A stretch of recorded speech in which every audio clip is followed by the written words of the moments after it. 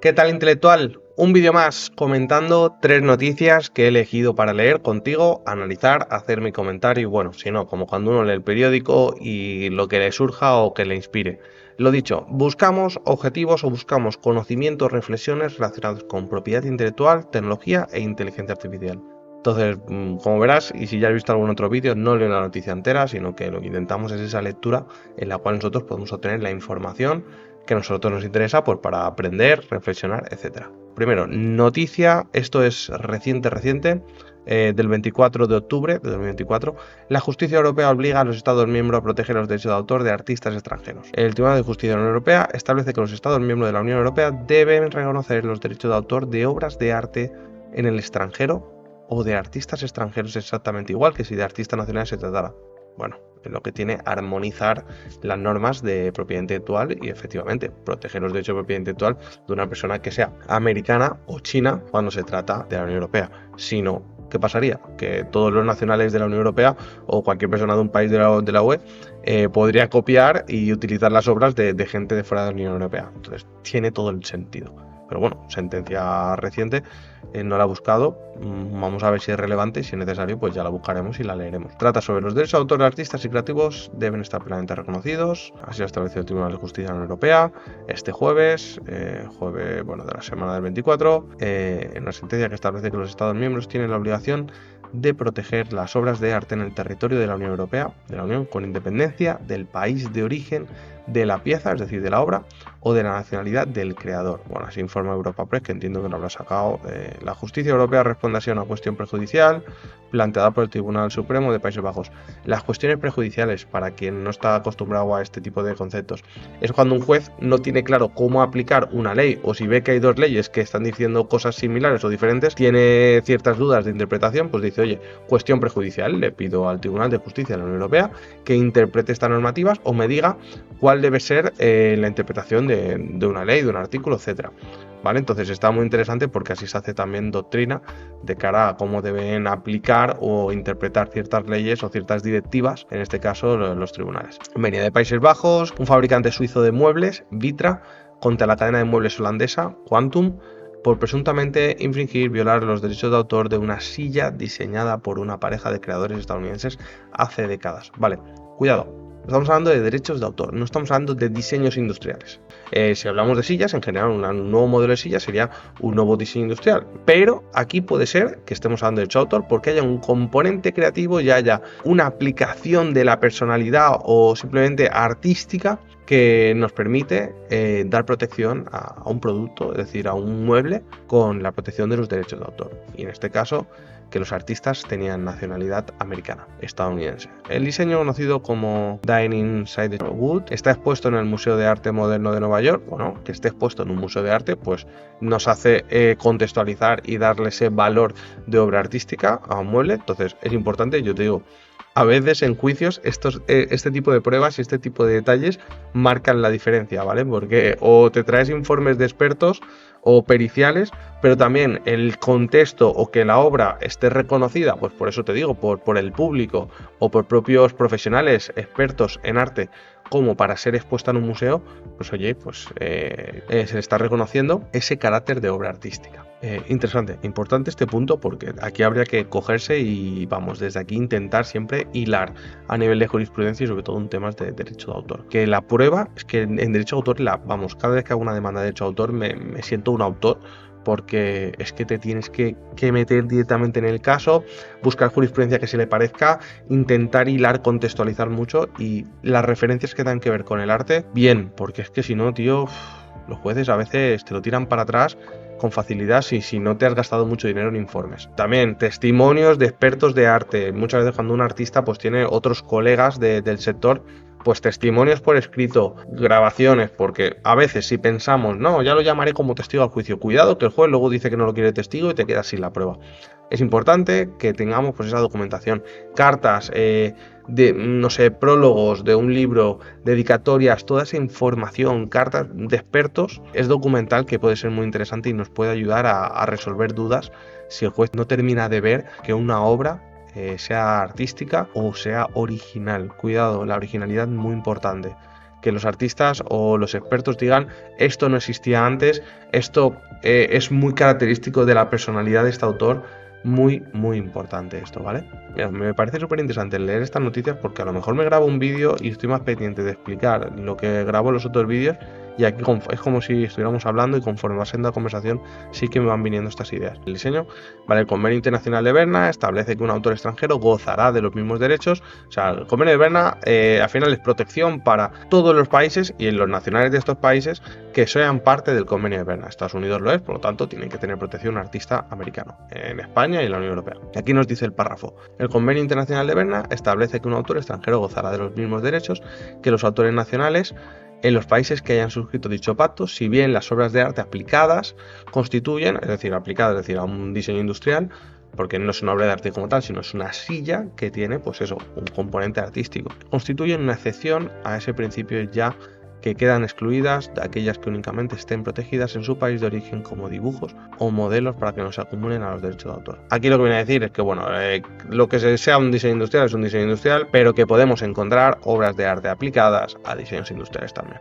Y bueno, también a marcas, etcétera. Sin embargo, el Alto Tribunal, con sede en Luxemburgo, establece en su sentencia que los Estados miembros ya no son competentes para aplicar las estipulaciones pertinentes del Convenio de Berna, sino la directiva que armoniza elementos, es decir, que al final traslada lo que dicen estos convenios, y que no incluye ningún criterio relativo al país de origen de esas obras ni a la nacionalidad de su autor. Es decir, que no se limita ni hay excepciones. Y luego se refleja en la cláusula de reciprocidad, que al final si en un país se protegen los derechos, o si queremos que se protejan en un país, pues también los tenemos que proteger en otro. Interesante, al final, que veamos eso, que si alguien tiene dudas de si un artista que no sea de la Unión Europea tiene protección dentro de la Unión Europea, pues que se confirma, y que aquí tenemos una sentencia reciente que lo confirma. Otra noticia, aquí tiene que ver con la recaudación de los derechos de autor, que muchas veces también hay quien dice, oye, los autores cada vez ganan menos, o el arte cada vez está más depreciada, desvalorizada, no se genera lo mismo. Pues aquí tenemos información, noticia, entrada, fuente del 24 de octubre de 2024. Como siempre te digo, te dejaré los enlaces a las noticias en la descripción por si quieres leerlas con más calma o si quieres, si no, investigar. Vale, la recaudación mundial de derechos de autor sigue aumentando y alcanza un récord histórico en 2023. También, contexto, venimos de la pandemia, quiere decir que todo lo que sean eventos y espectáculos, pues evidentemente si la gente no ha estado durante un tiempo asistiendo a estos eventos, pues hay como más interés y ánimo para ir a este tipo de eventos. Y también pues lo que digo, un artista que lleva X tiempo sin hacer un concierto, pues es normal que los siguientes que ha hecho después del COVID o después de la pandemia pues los haya llenado más. Entonces lo importante es ver cuándo se estabiliza de nuevo el mercado, qué sucede. Bueno, el incremento se ha producido principalmente por la vuelta a los espectáculos en vivo después de 3 años de interrupciones debido a la pandemia. La recaudación mundial de derechos de autor alcanzó un nuevo récord histórico en 2023 de 13.000 millones de euros. 13.000 millones de euros, lo que representa un incremento del 7,6% respecto al año 2022. Según informó este jueves CISAC, la organización internacional que reúne a sociedades de autores, el aumento se ha producido principalmente por la sólida recuperación de los espectáculos en vivo tras 3 años de interrupciones debido a la pandemia. De hecho, en ocasiones he leído varias noticias de que España se está convirtiendo pues en un país de mucho festival, o que estamos entrando en la era de los festivales, que al final la gente lo que busca es ese efecto wow que genera un festival, no solamente un espectáculo, sino que haya varios espectáculos, el ambiente, la comunidad. También yo creo que es el efecto redes sociales, Instagram. Hoy en día si tú haces un espectáculo, todo lo que sea instagrameable, pues tiene más aceptación y tiene más interés, porque al final la gente lo quiere vivir experiencias. Entonces, cuanto más festival, pues más grande es lo que tú hagas, pues más aseguras que haya experiencia y que haya gente de todos los estilos que pueda estar interesada en el producto. Se dice que también ha influido al constante crecimiento de los ingresos digitales gracias a la popularización de las suscripciones de las transmisiones en directo o streaming. Aquí yo esto creo que también lo que sumaría es la reflexión de que los artistas ya no están tan desconectados. Antes tú a un artista lo escuchabas o por la radio, en alguna entrevista puntual, o directamente en los conciertos, en los espectáculos, en los eventos en los que participaba. A día de hoy, como los artistas son creadores de contenido, están constantemente creando contenido, contando qué hacen con su vida, enseñando vídeos de sus viajes, de sus espectáculos, el back office, el backstage, etcétera, etcétera. Al final también hay una continuidad en la relación que tiene con la fanbase, y eso también ayuda pues eso, a que el artista no pase de moda, siga siendo tendencia, o que su vida personal haga que su música se siga escuchando. Al final pues la marca personal también impulsa su producto y su trabajo. También muy relacionado y muy interesante con un vídeo que publiqué de por qué todo artista tendría que tener marca personal. De por qué todo autor, todo el mundo tendría que tener marca personal si quiere vender su propio producto, su arte. Es decir, para mí la marca personal, evidentemente, sube el valor de cualquier servicio que tú hagas. Me incluyo. Yo como abogado, pues al tener más exposición, al crear más contenido, pues la gente puede confiar más o me acerca más al público y evidentemente eso genera una confianza que permite primero trabajar con otro tipo de clientes que a lo mejor sin conocerte no sabrían que existes directamente, y segundo, generas una confianza y al poder tener más público, pues tú puedes elegir con quién trabajas y evidentemente adaptar tu presupuesto o tus costes o tus precios al tipo de calidad o el tipo de producto o servicio que tú quieras dar. También si generas escasez, evidentemente una forma de subir precios es cuando hay escasez, que tú puedas elegir con quién trabajas y que evidentemente la gente sepa que como tienes más público del que tienes inicialmente o más potenciales clientes, pues que al final tu precio no va a ser el mismo de alguien que no tiene trabajo. El récord de 2023 sigue alcanzando en 2022 un 27% más, que está muy bien. Zonas y países destacados. Bueno, un dato que puede ser interesante. Iberoamérica destaca como la región con el mayor incremento en ingresos, con un aumento del 29% respecto a 2022. Mira, estaría bien los que sois de Latinoamérica si comentáis o tenéis algún dato adicional o sabéis o pensáis por qué puede haber este incremento de casi un 30%, pues también sería interesante saberlo. Este crecimiento fue impulsado por un notable incremento en la realización de conciertos y eventos en vivo. Bueno, a ver, por ejemplo, Tomorrowland, que solamente hacía Europa, ha vuelto a repetir este 2024 Brasil y creo que le ha ido bastante bien, así que bueno, a ver si se sigue invirtiendo en festivales en los países latinoamericanos, porque la verdad que el clima pues también te lo permite y la verdad es que los paisajes y los sitios pues son una pasada. En los últimos años los ingresos en los países iberoamericanos han crecido un 114%, bueno, 1,6% entre otros asuntos, gracias a la fortaleza del repertorio local en mercados de importancia como Brasil y México. Vale, México, lo que comentaba Brasil, yo creo que está creciendo mucho. Y bueno, conforme estos países pues también van teniendo más seguridad, van funcionando mejor en cuanto a la protección de la propiedad intelectual, pues al final, pues si se protege más la propiedad intelectual, se exige más el pago de regalías y de los derechos, y por lo tanto los autores pues reciben más, pueden reinvertir y pues la economía pues está más, crece un poquito más y sobre todo los artistas pues están más incentivados a vender su producto y seguir creando. América del Norte representa el 24,4% del total y Europa se mantiene como la región con los ingresos más altos con una cuota del 54,7% del total mundial. Bueno, yo creo que al final Europa tiene una cultura de mucho evento, de mucho festival y bueno, también hay mucha cultura de esto, no sabría decirte tampoco por qué en diferencia con Estados Unidos. Bueno, también en cuanto hablamos a crecimiento, bueno, Europa la verdad que me sorprende, que tenga una cuota de 54,7. Si tienes más información y quieres comentar, encantado de leerte porque sinceramente en cuanto a porcentajes y datos no está en mi campo, entonces no me suelo meter mucho. Una de las únicas zonas del mundo en la que se ha observado una disminución ha sido en Asia-Pacífico, con un saldo negativo del 0,8% Japón, sin embargo habría registrado un crecimiento del 7,2%. Bueno, yo creo que son economías que siguen creciendo, que puede ser que a lo mejor no hayan sido tan atractivas para hacer este tipo de eventos o al final musical, etcétera. Pues no sé, habría que verlo. Yo creo que en las giras, al final, por ejemplo, yo que sigo Coldplay y demás, veo que van pasando por todos los países. Pero bueno, no tengo mucha más información, así que ahí te lo dejo.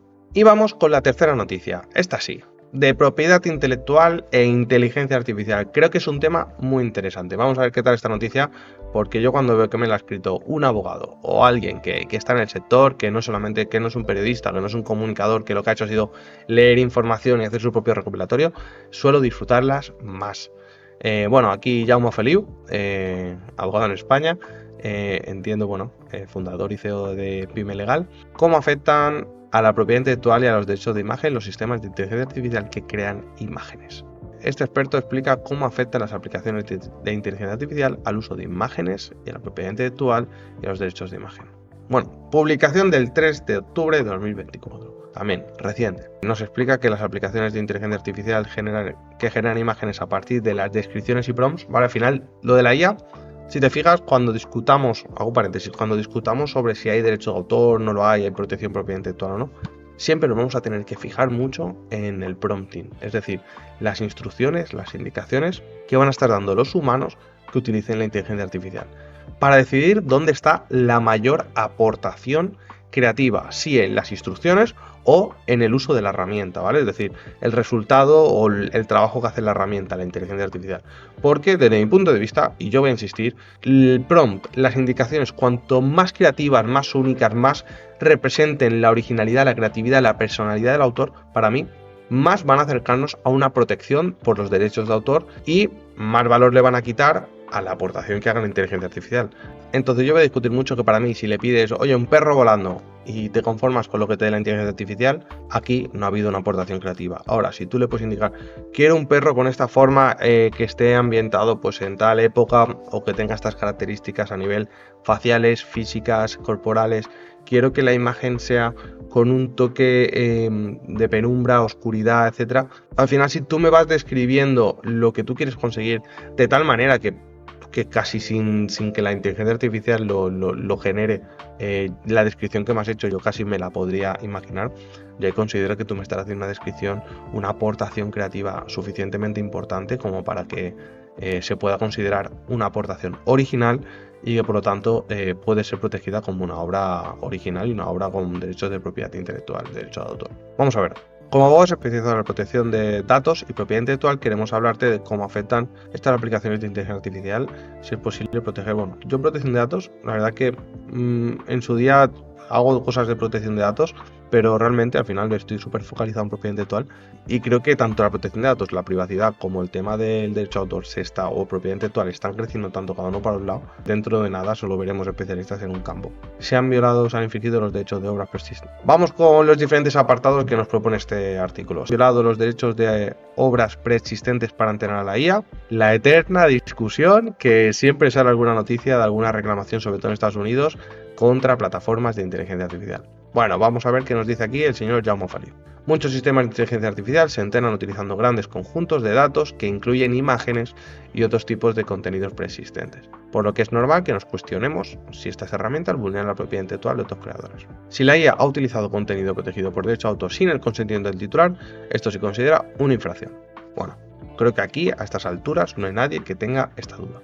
Y si la tenías, pues déjamelo en comentarios, porque sabemos que si se está utilizando un contenido para entrenar y al final ese contenido luego se va de cierta manera a transformar o se va a mezclar con todos los demás contenidos, pues de cierta manera la lógica nos dice que habría que pedir permiso, como mínimo, pues hacer ciertas aportaciones para que los autores que han aportado ese conocimiento, esa creatividad, pues reciban esas regalías o esa contraprestación o esa remuneración.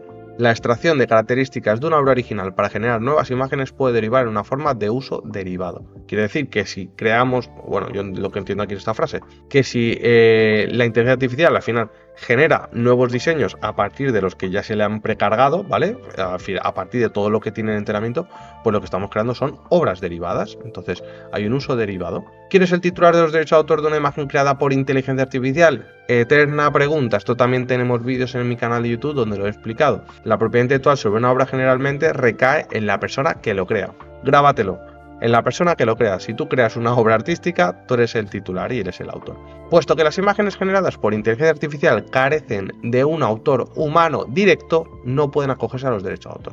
Quiere decir que generalmente todo lo que se ha creado con inteligencia artificial está exento de derechos de autor. Por el momento, las leyes no dicen que alguien que no sea un humano, un perro, un elefante, que a veces hay memes y vídeos de elefantes y animales a los que se les ha enseñado a pintar, no tienen derechos de autor, ¿vale? ¿Por qué? Porque la ley no lo dice. Pero va a llegar un momento en el que la ley va a tener que recoger, o la doctrina, o la jurisprudencia, los jueces van a terminar diciendo, y estoy seguro y me mojo, que el uso que tú haces de la inteligencia artificial puede derivar en que tú has hecho una gran aportación con tus instrucciones, tus indicaciones, tu descripción, tu prompt, en lo que tú escribes o lo que tú indicas. Pues digo escribes porque igual lo estás metiendo con voz, ahora que sabemos que hay inteligencia artificial y que directamente hablas con ella. Yo defenderé y considero que se va en algún momento a determinar que si la aportación es suficientemente creativa, se protegerá con derecho de autor. ¿Por qué? Porque lo que se considerará la aportación del autor será toda esa información, esas indicaciones, que al final tendrán de cierta manera será arte, ¿vale? Y si no, que se lo digan a todos los que exponen de arte hasta la nada, que hay gente que te pone un cuadro blanco y te dice que eso es arte. y todavía tiene narices a que le protegemos los derechos de autor.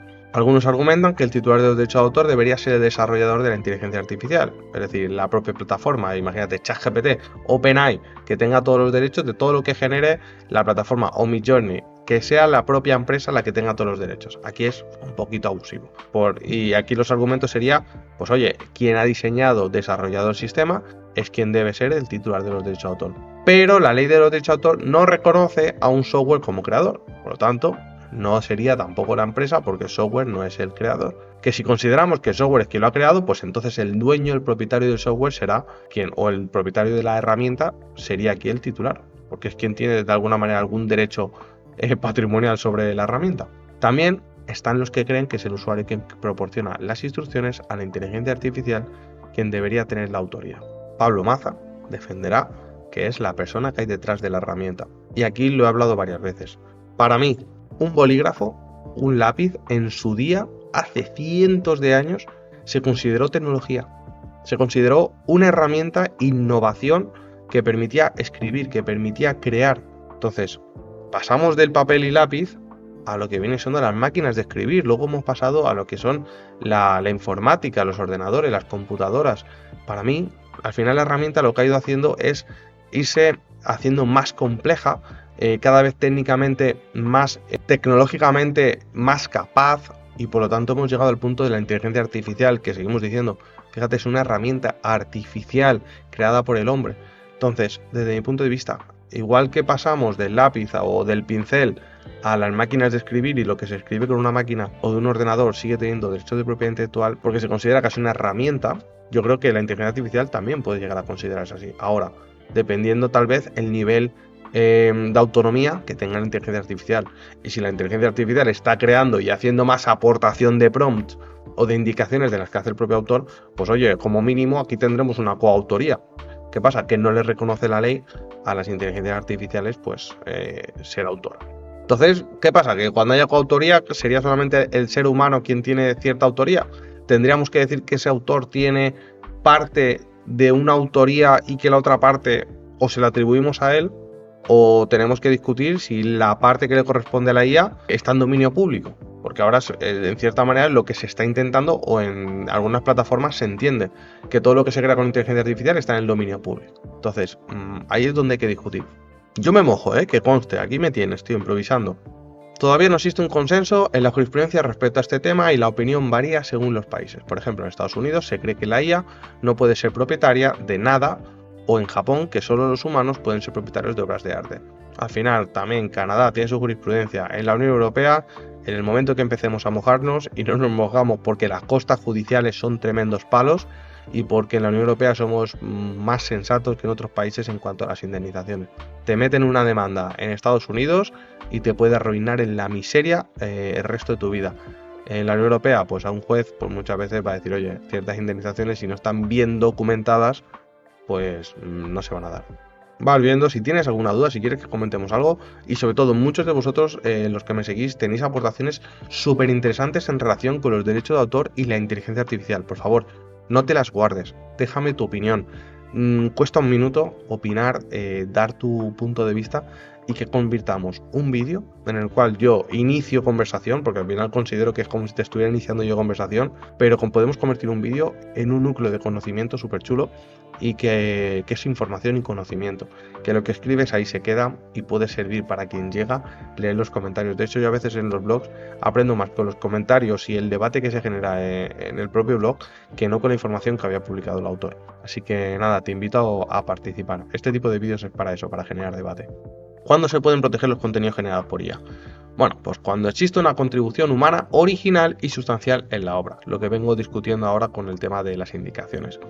Si el usuario modifica o arregla creativamente las imágenes generadas por IA, sus contribuciones sí podrían estar protegidas por derecho de autor, ¿vale? Imagínate que lo que yo obtengo de la inteligencia artificial, que muchos de vosotros o algunos con los que he trabajado lo hacen, a partir de ahí es como si fuera un boceto, empiezan a trabajar y siguen modificando, y de ahí pues deriva en otra obra. Ahí es lo que sí protegeríamos con propiedad intelectual. Normalmente hasta ahora es lo que está pasando, gente que trabaja con inteligencias artificiales generativas y como no le dan un resultado que es el que ellos quieren, luego utilizan otras herramientas, Photoshop o cualquier editor visual para hacer el montaje o hacer la edición que ellos quieren. Entonces, normalmente lo que nos da la IA termina siendo postprocesado, ¿vale? Es decir, lo que ha procesado la IA, el autor lo procesa para darle el acabado que realmente él quiere para que sea la obra o sea el diseño final. Por lo tanto, por el momento estamos casi en esta tesis de, oye, el autor es la persona que está utilizando la herramienta porque ya sea o aportándole conocimiento o cuando recibe el output lo trabaja y lo procesa, volvemos a tener algo que es resultado de su creatividad. Pero llegaremos al punto en el que las IA sean tan autónomas que van a suplir, si es que no lo hacen ya, el conocimiento o las indicaciones que le da el artista. Y cuando ya pasemos a la fase en la que las inteligencias artificiales tengan conciencia y entienda, empatice con lo que tú le estás pidiendo, te va a sugerir mejoras. Y muchas veces es como cuando viene alguien a asesorarse y tú le das ideas, que es el paso 2 de lo que te están proponiendo, y te dicen, oye, pues me gusta lo que estás proponiendo. Evidentemente, ¿por qué? Porque tengo más conciencia o más conocimiento sobre un campo y por lo tanto tú me has dado una idea y yo te la he mejorado. Entonces veremos cuando las inteligencias artificiales estén en este punto. El caso de Cristina Castanova fue un ejemplo, ya que solo sus modificaciones recibieron protección de derecho de autor.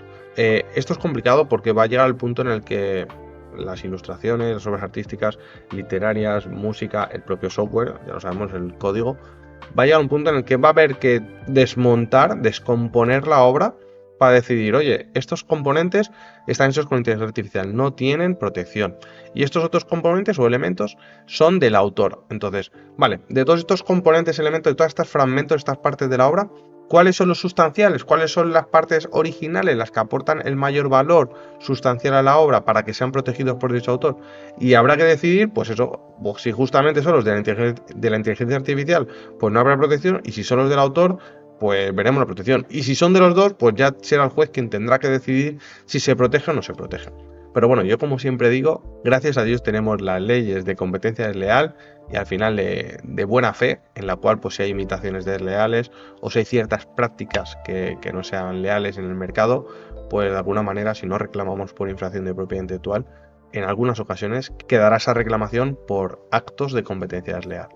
Y bueno, y aquí nos dice en este caso que se debe declarar que se ha utilizado la inteligencia artificial en la obra al solicitar registro de derechos de autor en la oficina de registro de la propiedad intelectual, y se debe informar del uso de IA y de cuál es la parte de contribución humana que se requiere proteger.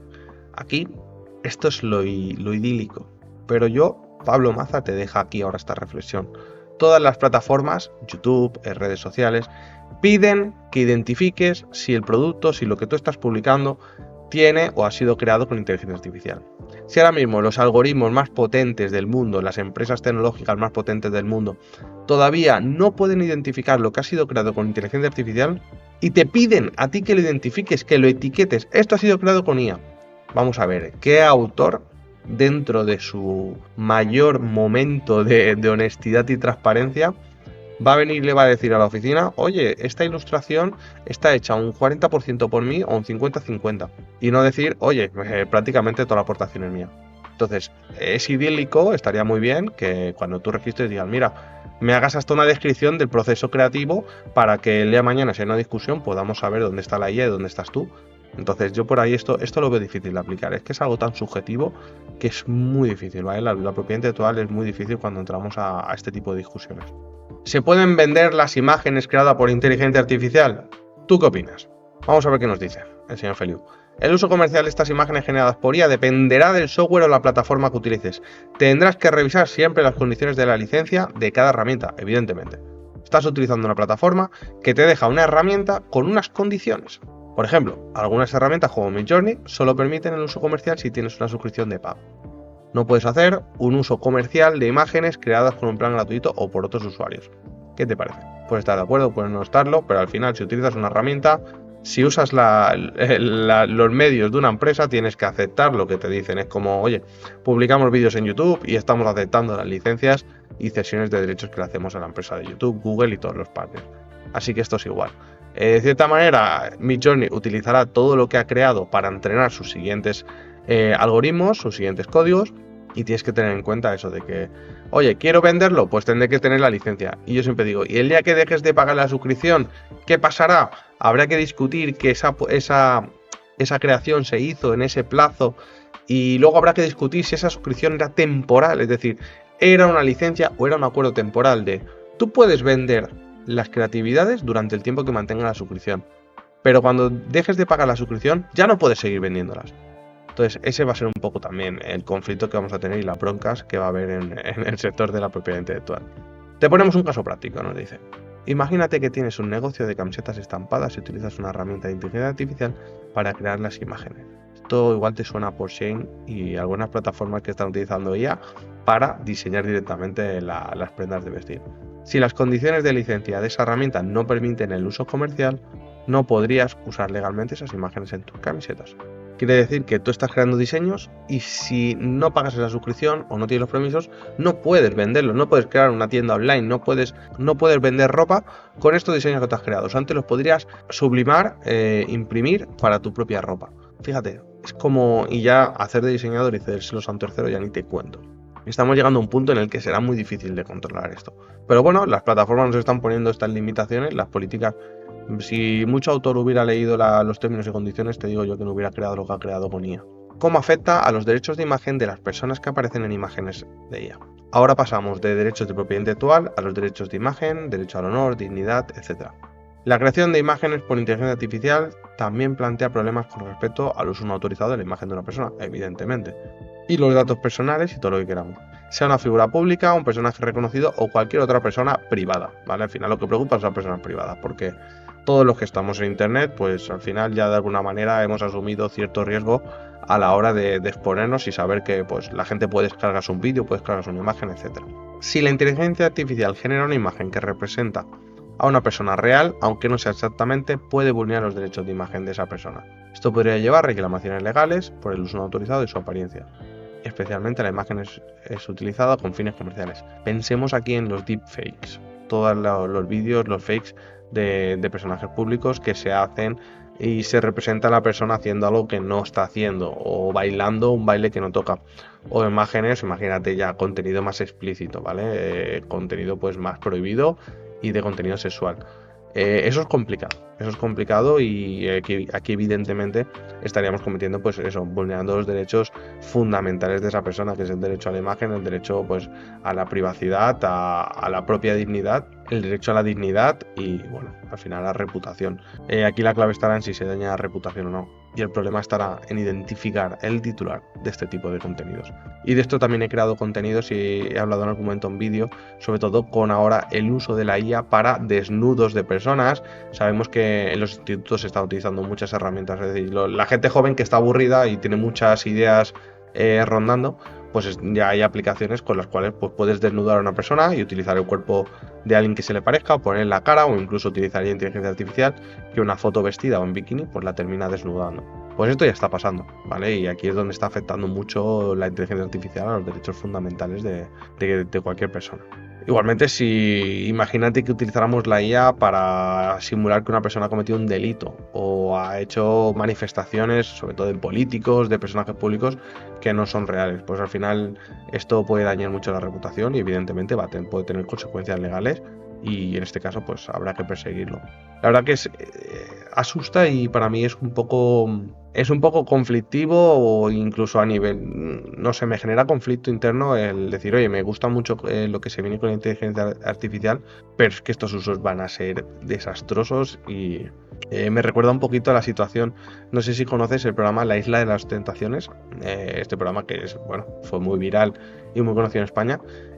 Para mí tengo la sensación de que lo que va a suceder con la inteligencia artificial va a ser eso, que se pueda crear contenido de una persona hasta el punto de a sus seres queridos hacerles sentir que esa persona ha hecho cosas que no ha hecho, que negativas, malas, que ha dicho cosas que no ha dicho y que llegue un punto en el que hasta las relaciones personales se pongan en jaque.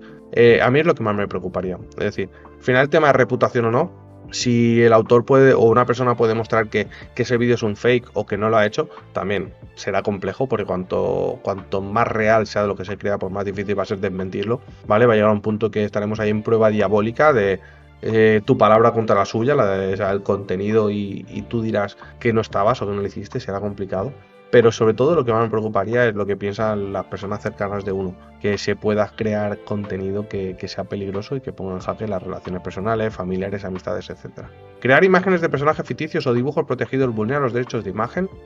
Aquí nos dice que sucede lo mismo con las imágenes de personajes ficticios. Igual que no puedes usar la imagen de un personaje protegido con derecho de autor, como la figura de Mickey Mouse, tampoco se puede crear imágenes de inteligencia artificial que asemejen a este. Al final, lo que digo, no puedes confundir al público, no me crees Mickey Mouse aunque sea un pelín diferente y al final sea el mismo personaje, pero generado con inteligencia artificial.